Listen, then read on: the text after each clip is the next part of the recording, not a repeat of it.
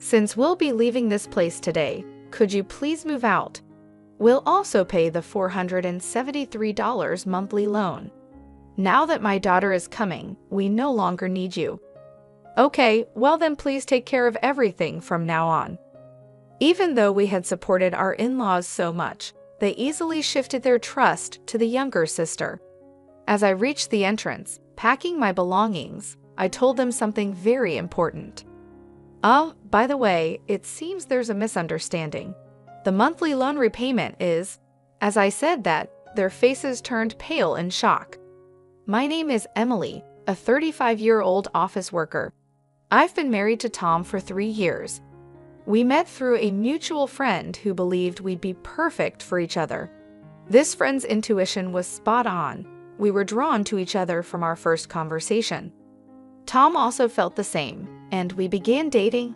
We continued the relationship smoothly, and around 2 years later, he proposed to me.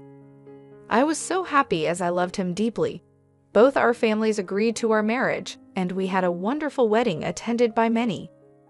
We then went on a honeymoon and began our life together as a married couple. We both worked, so we shared household chores. Tom had lived alone for a long time and could cook, which was a huge help. Even when I was late from work, Tom helped me and started cooking so we could have dinner soon after. We cooperated in all household tasks, and life felt peaceful and stress-free. We were grateful for each other's company. In the blink of an eye, 3 years passed, and our bond remained as strong as when we were newlyweds. However, a significant event occurred.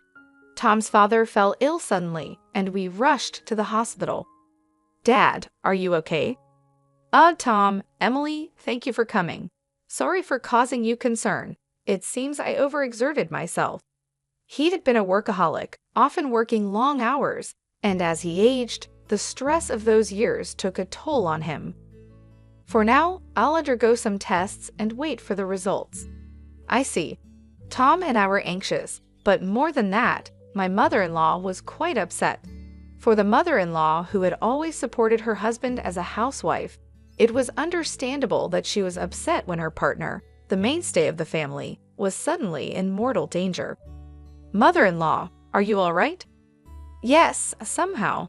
We cared deeply for both of them and began visiting them more frequently, trying to be as supportive as possible. After a week, the father-in-law's test results came out. Although he was released from the hospital, there were concerns about a recurrence. Realizing that they might not handle another emergency, Tom proposed something. Hey, what if we live together with my parents? The proposal was expected. If my parents were in the same situation, I'd want to live with them too. Of course, I'm okay with that. Let's discuss it with them right away, I said. Thank you, Emily, Tom replied. We quickly presented the idea to our in-laws. Live together? We want to be a burden, said my mother-in-law, wiping away her tears. It's not a bother at all. Emily and I are worried about both of you, I reassured them. Thank you, both of you. Music. Our in-laws, teary-eyed, gratefully accepted. They must have been quite anxious. We promptly moved in with them.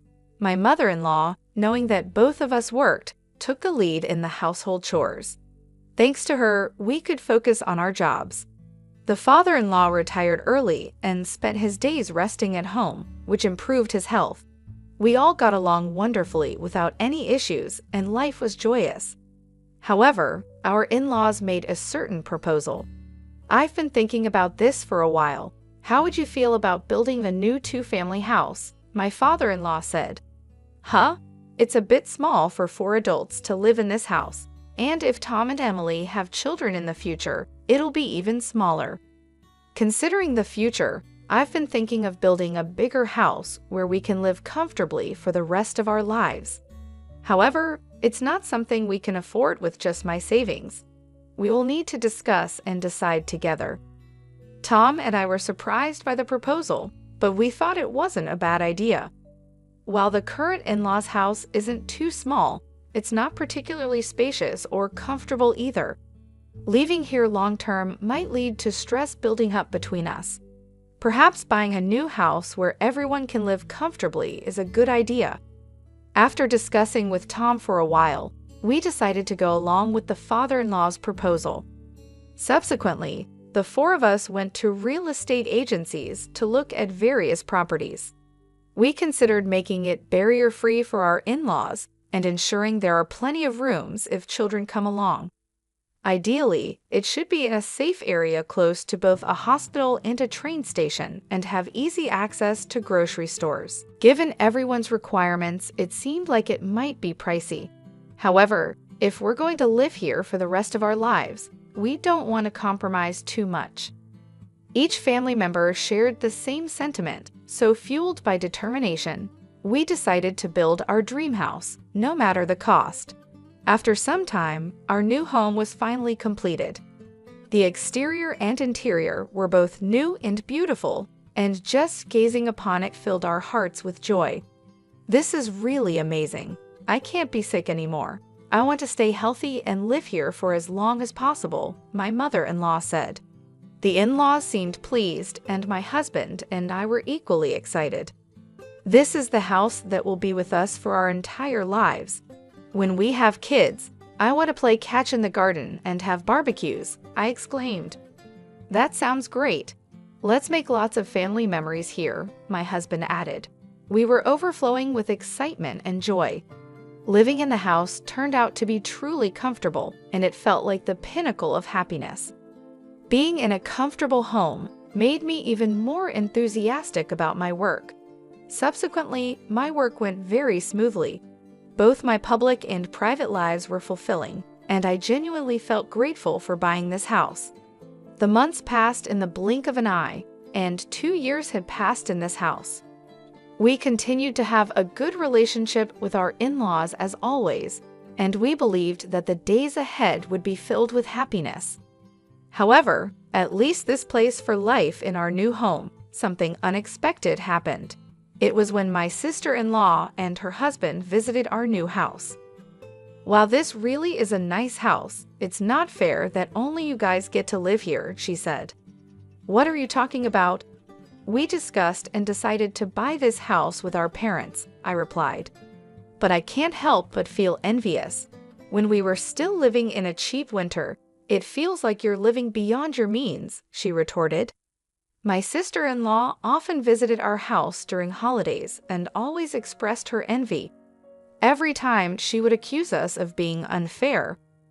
We've been paying the mortgage for this house, and it's quite a hefty amount every month. We're living within our means, earning enough to pay for this house, so there's no reason for her to complain. If we were to live here with the in-laws, it would be so much fun, don't you think? What can you even know about the market for this house? My husband and I exchanged a glance. The sister-in-law probably just blurted out without giving it much thought. However, her careless words started to move my in-laws' hearts. It would be lovely if Kana could move and live here together, my father-in-law said. Yes, it would liven things up, my mother-in-law added. Hey, what are you two talking about? Haven't we been living together all this while? I said, trying to lighten the atmosphere.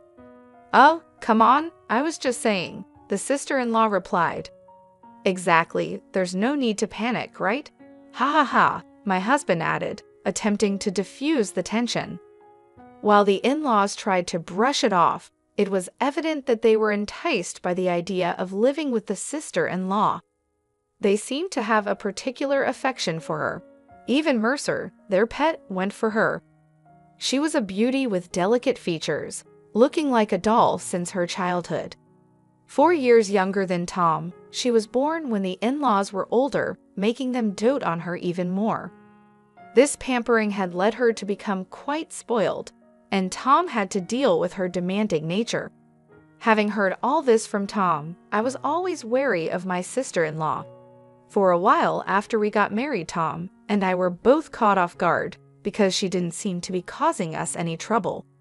However, recently, she had been increasingly eyeing our new house. Oh, Emily, you're back. Then I'll be leaving now, she said one day. Huh, I wish you'd stay a bit longer, I replied, trying to be polite, but hoping she would leave. But Tom and Emily might find it inconvenient, she said, pretending to be considerate. I don't think it's a nuisance, I said, trying to hide my irritation.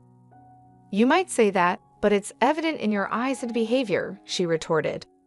Unwanted guests should leave quickly. See you, Mom and Dad, she called out as she left. When the sister-in-law left, the in-laws were visibly upset. They looked as if they wished she had stayed longer. Even though they didn't voice their feelings, their faces and attitudes spoke volumes. I often felt out of place, retreating to my room after work to avoid the growing tension that lingered in our home.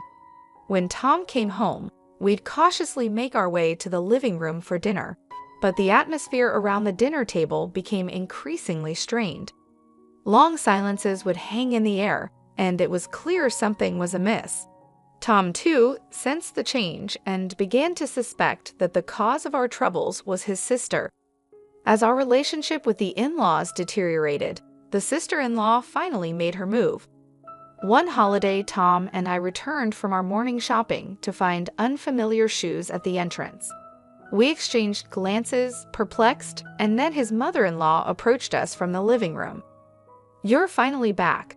We need to talk, she said, her tone unusually stern. As we entered the living room, there sat the sister-in-law and her husband.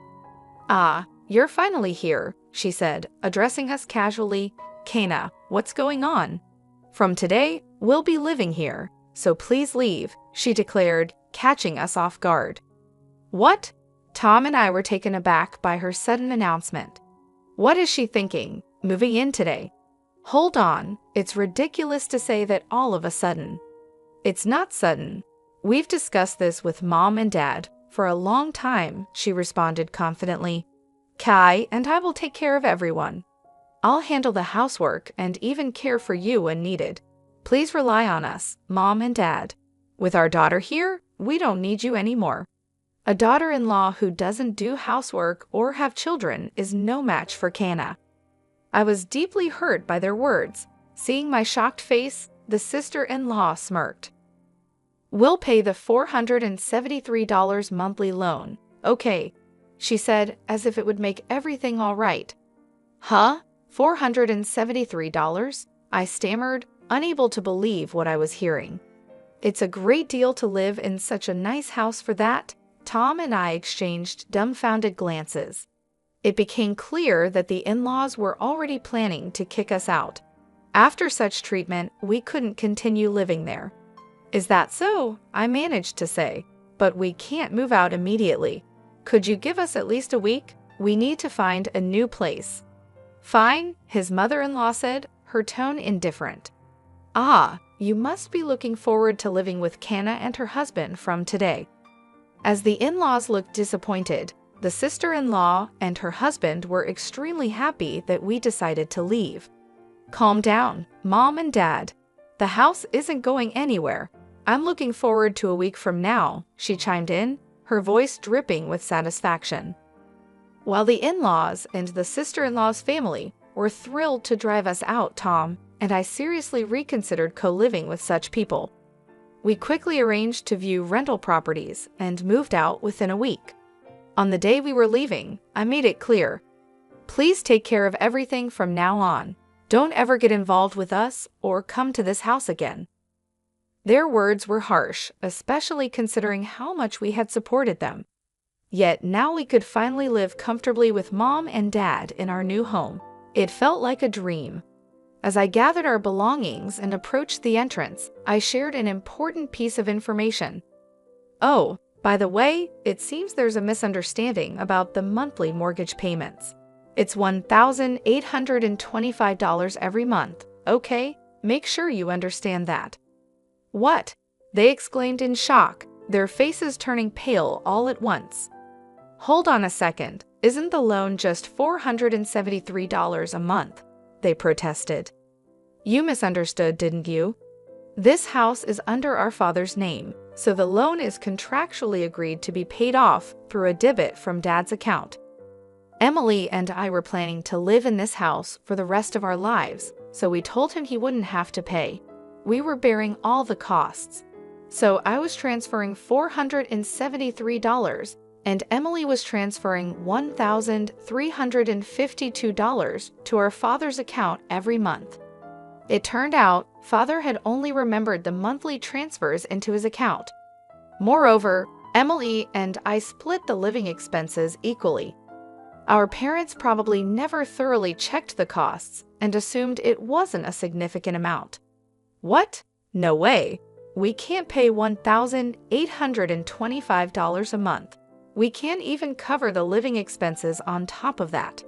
How can Emily afford to contribute so much? Tom exclaimed. I don't know how you perceive me, but I'm a department head at a major corporation. I earn quite a lot, I interjected. What? Emily earns much more than I do, Tom said, explaining to the in-laws. The in-laws looked shocked. Well, we've decided to cut ties with you, so it's up to you to support our parents from now on, father said firmly. No way, Emily, Tom, wait. We were wrong. Let's live peacefully together like before, okay, mother pleaded. What, Mom and Dad, are you planning to abandon us? You guys can repay the loan, can't you? If that's the case, shouldn't you live with those who can? I argued. That's not fair. Dad told me the loan was only about $473. That's why we came here. We've already canceled our previous house, the sister-in-law protested. That's not my problem. Isn't this mess because you wanted to move in with us in the first place? Tom said. Right, your husband earns very little, doesn't he? But you always said family was more important than money and pampered me. When our livelihood is at stake, all of that doesn't matter, I added, pointing out their hypocrisy. The quarrel between the in-laws and the sister-in-law was unbearable to watch. Well, we're leaving, I declared, and with that Tom and I left the house and moved into our rented room. Despite numerous messages from the in-laws, we ignored them all. According to our neighbors, the in-laws and the sister-in-law's family had no choice but to live together. However, they couldn't pay the loan and eventually had to let go of the house. When they sold the house, a considerable debt remained. Even after using the father-in-law's early retirement benefits for repayment, they still fell short. Eventually, they had to settle for a small apartment and work multiple jobs to repay their debt. Apparently, the sister-in-law's husband didn't want the burden to fall on him, so he ran away. If only the in-laws had continued living peacefully with us, they wouldn't have faced these hardships. But again, it's none of our concern now. On the other hand, Tom and I found our rented apartment much cozier than anticipated. We planned to stay here for a while and save money. We lived happily, watching our savings grow at an incredible rate. We believed it was essential to save as much as we could for the future while enjoying occasional luxuries. Our aim was a happy life together in the years to come.